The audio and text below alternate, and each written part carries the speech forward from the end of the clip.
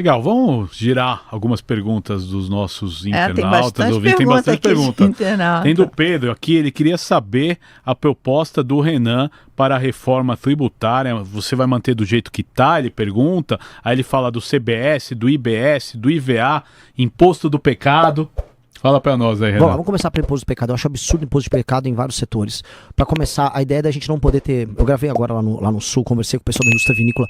O Brasil, que tem todo o potencial de ser exportador de vinho e também de consumir vinho brasileiro de qualidade aqui. O vinho da Serra Gaúcha, o vinho da Serra Catarinense são ótimos. São Paulo tá produzindo vinho bom. Só que o custo Brasil e essa tributação imbecil faz o que produtos finos com valor agregado não consigam se estabelecer aqui. Isso é uma loucura. Então, o imposto do pecado, em muitas áreas, tem que simplesmente desaparecer. Segunda coisa, eu gosto do modelo da reforma que foi feita. A reforma que foi feita não é ruim. O problema é que ela teve tantas exceções e tantas distorções que ela volta a ficar complexa e que ela ficou com uma alíquota muito alta.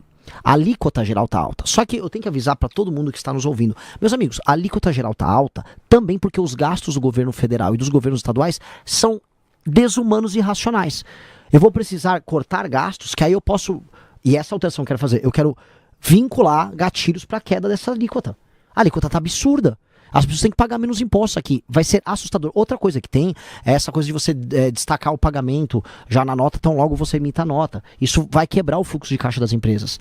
Nós temos que ser amigos. Eu acho que tem que ter, tá, um regime quase de recuperação das empresas brasileiras, em que o pagamento do IVA, vamos botar assim, ele será feito no regime de caixa e não no regime de competência. Regime de competência, assim, emitir a nota, pago agora. Se a nota fiscal é de 100 mil reais e eu vou ter que pagar 20 e tantos mil reais de imposto, hoje, nesse regime, você vai ter que destacar os 28 mil pagado uma vez. Pô, mas e o fluxo da empresa? E se a empresa está recebendo em 30, 60, 90? Ora, então vamos pagar o Estado em 30, 60, 90. Temos que... Porque não é um relato... Isso. O que isso faria para uma empresa? Quando eu fui empresário, o que eu sonhava... Por que não me cobra no regime de caixa? Cobra no regime de caixa. Mas não, o Estado ele quer receber no regime de competência, né? Eu acho isso... É um péssimo amigo, né? Você não tem segurança, você não tem infraestrutura, energia é cara, e ainda quer receber à vista e não quer saber. Eu acho isso uma desumanidade com o empresário que é assustadora. Principalmente com o pequeno empresário. Muito.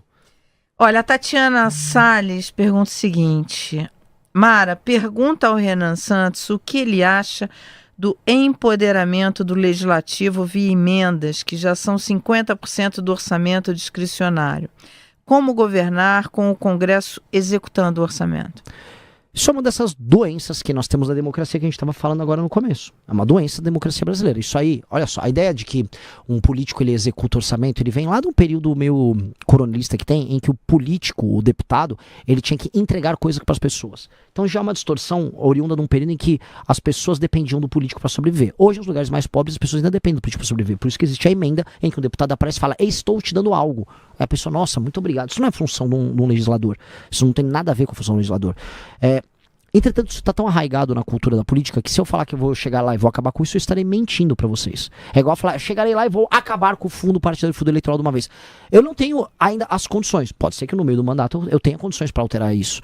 Mas de início eu não vou ter. O que eu vou fazer, que eu acho que é a melhor coisa, é disciplinar o uso disso. Que é a minha famosa, que é o tema que eu mais venho tratando, que eu chamo de lei de responsabilidade gerencial. O Fernando Henrique tinha passado no final do segundo mandato dele a lei de responsabilidade fiscal, que obrigava os entes federativos a resolverem a questão fiscal dos seus estados e municípios, porque até os anos 90, vocês vão se lembrar, era o comum, mesmo São Paulo, todos os municípios, não pagar as contas.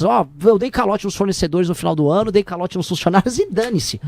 Você conseguiu disciplinar isso, melhorou muito essa situação no Brasil. É verdade. Agora, a gente precisa agora falar assim, beleza, vocês não vão estourar as contas o tempo todo. Que tal agora vocês trabalharem? Que é a lei de responsabilidade gerencial, em que nós vamos estabelecer políticas de metas para todas as áreas. E um município só pode receber emenda caso ele esteja batendo essas metas. E essas emendas só irão para políticas públicas qualificadas para a execução dessas metas. Ou seja, você não vai poder mandar uma emenda para fazer uma praça à toa.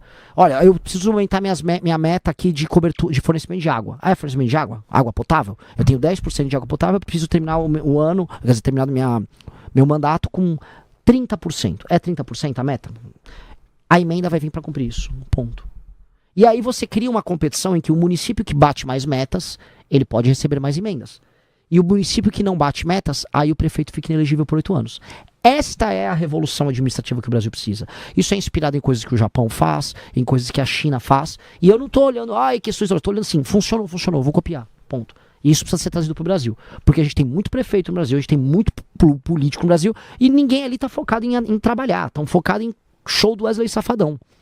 Quer dizer que as coisas boas você vai manter. Quer dizer, se políticas para você copiar ou manter coisas que funcionam. É ultra pragmático nisso. Me cita 3 medidas, 3 políticas públicas do governo Lula que você manteria. Olha, vamos lá, temos que pensar aqui porque ele foi bem ruim nesse departamento. Mas vamos falar a questão dos celulares em sala de aula.